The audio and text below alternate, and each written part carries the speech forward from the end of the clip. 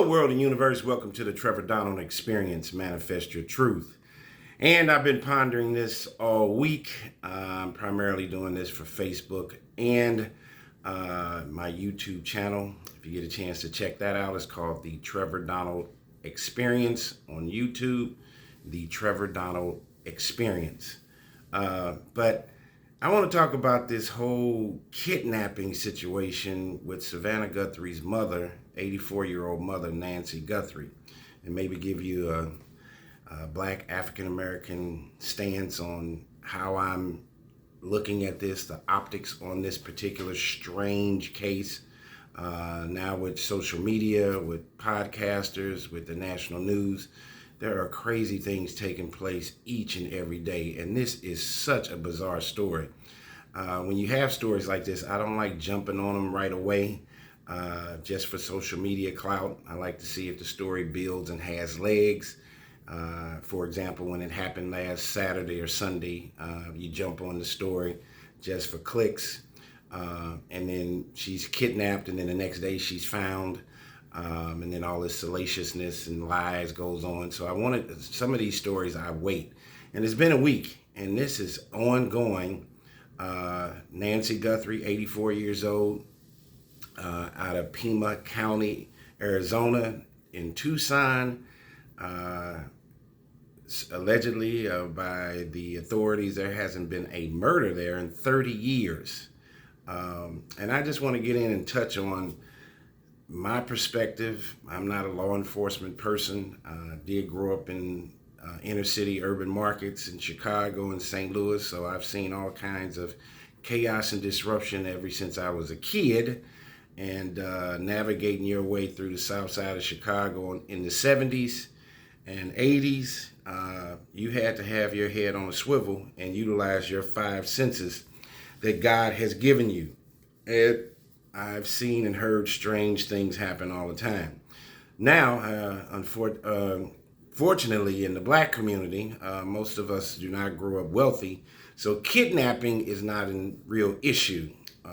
What is the true value of a Black person if they were kidnapped, unless it's some multimillionaire, ex-president Barack Obama or somebody famous? Kidnapping generally does not take place in the Black urban community.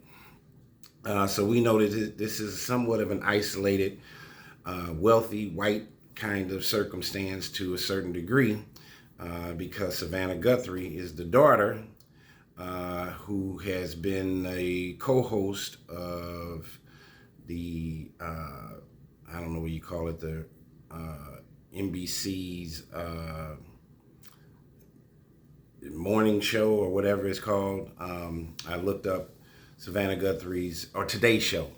I looked up her salary. They saying she's making $8 million. I thought she would have been making more than that, maybe 20 or 30 million, but they're saying she makes $8 million, has a net worth of 40 million. And even though, and on the flip side, Savannah Guthrie, white female, I like Savannah Guthrie. She seems like that middle America kind of young lady. She may have grown up in Arizona, but she seems like a Midwesterner. She seems like the girl next door. She seems like a smart person.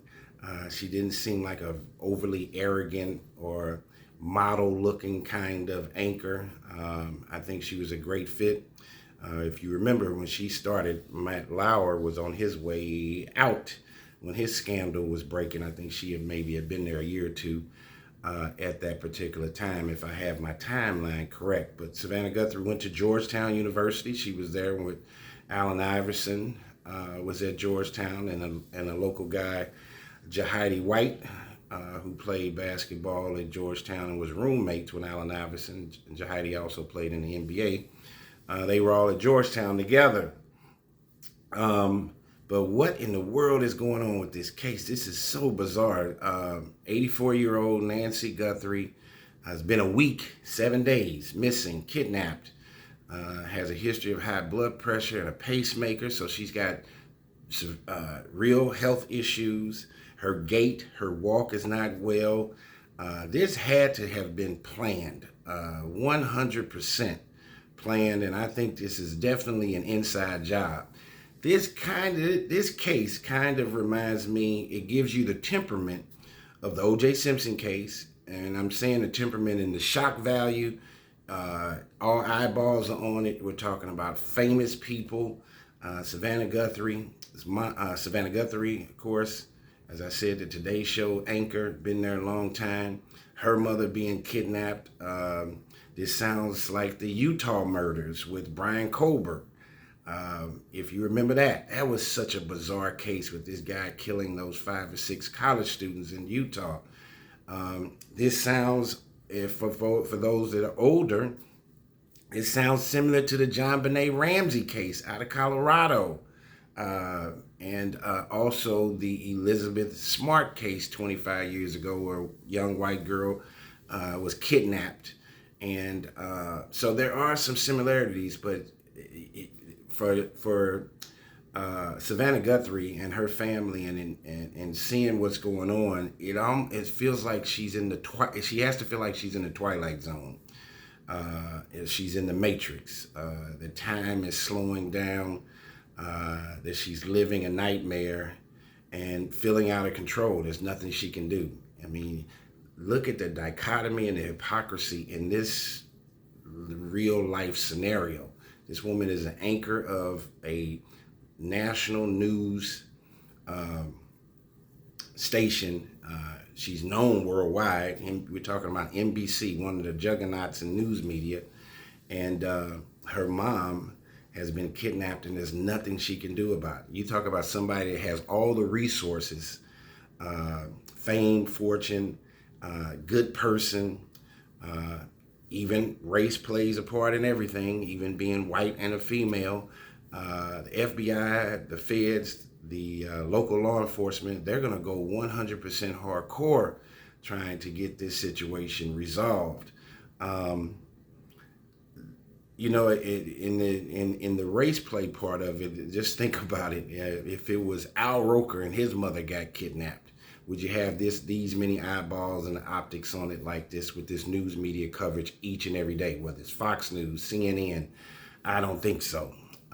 Black and white does have play in almost everything that is in America. And remember, just when you think I'm not using race as an issue, and I don't use race identity as a harbinger for me, but look at Donald Trump. Everything that Donald Trump says and does has race play and race matters in it. This is high eyeballs. You're talking about an elderly white grandmother, 84 years old. You're talking about the daughter, probably in her 50s, white female. All these people have children, grandchildren. Savannah has a brother and sister that's been on television. I can relate to this in a certain sense because I watched not a kidnapping, but my mother, who was diagnosed with breast cancer when I was 9 years old. She was 29, and then she died when she was 33, day before my 13th birthday. You feel helpless, you feel hopeless. So I can appreciate a little bit of what Savannah is going through. It's not the same, but it's still your mom.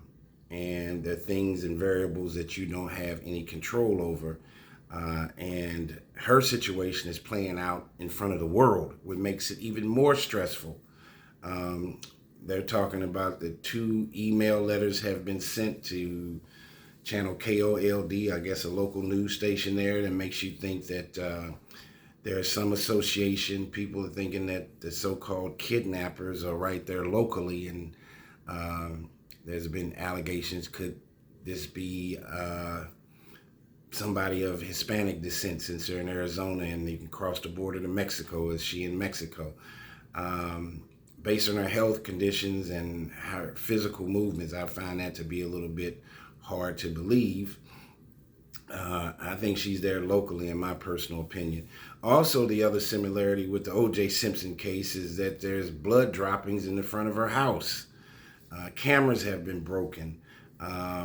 The central evidence and corridor, similar to the O.J. Simpson case. Remember, there were 2 homes that were involved: Nicole Brown Simpson's home, and then O.J. Simpson's home. Here you have Nancy Guthrie's home as the main case point in this case. And how did they go from Saturday night of her hanging out with her family to Sunday, she becomes a missing person. And then there are allegations that the brother-in-law has been accused of doing it, would be Savannah Guthrie's sister's husband, I'm assuming. And when the three of them, and where is he at? What are the police saying about him? I know Savannah, her brother, and her sister have done some open letters and tried to talk to the supposed kidnappers to see what's going on, and what are they saying about the brother-in-law? And then it's the sister's husband. Has he been interviewed? Where is he at? Is he somewhere that can't be found? And or is there an association with somebody else? There's got to be more than one person involved in this case. And I think that's where the case will fall apart. I think you got to look at, with that questioning of the sister, here again, the brother-in-law. The police and the FBI know more than you think. Remember, the FBI, we're talking about our federal government's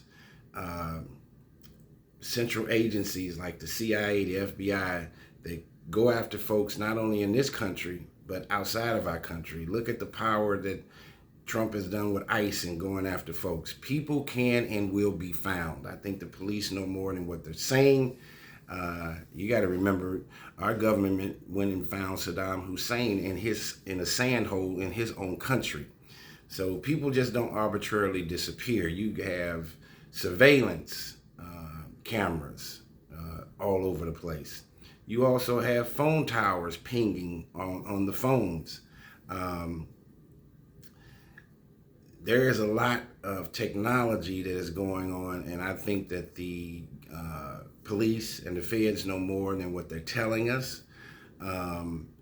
There has to be a somewhat rush to judgment because the time is ticking on the health and welfare of Savannah's mom, and where does this all stand? I think that this is going to be a whopper, and I think the irony and dichotomy in this case is this is very similar to a Dateline or 2020 story that you see every Friday night, and this is happening in real time, unfortunately, with Savannah Guthrie's family. But look at the irony and the dichotomy there. And while you're watching this, you should learn from it.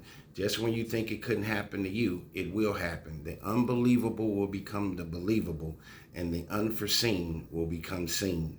And this is what's taking place. Pray for Savannah's family, and hopefully a good outcome can come from this.